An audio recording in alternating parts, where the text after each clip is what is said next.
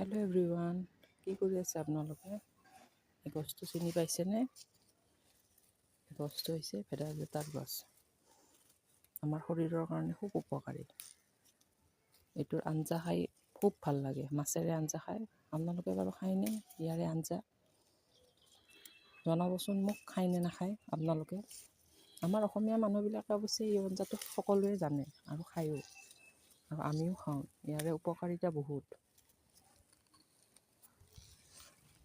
চাওকচোন কি ধুনীয়াকৈ লাগি আছে। ইয়াৰে কোমল কোমল পাতবিলাক মই ছিঙি আছোঁ।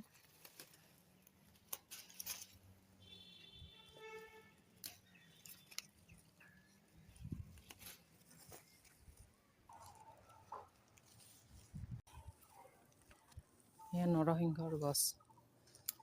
এই যে ভেদাইলতা ছিঙিলোঁ, ভেদাইলতা নৰসিংহ ইয়াৰে আঞ্জা বনাম মাছেৰে।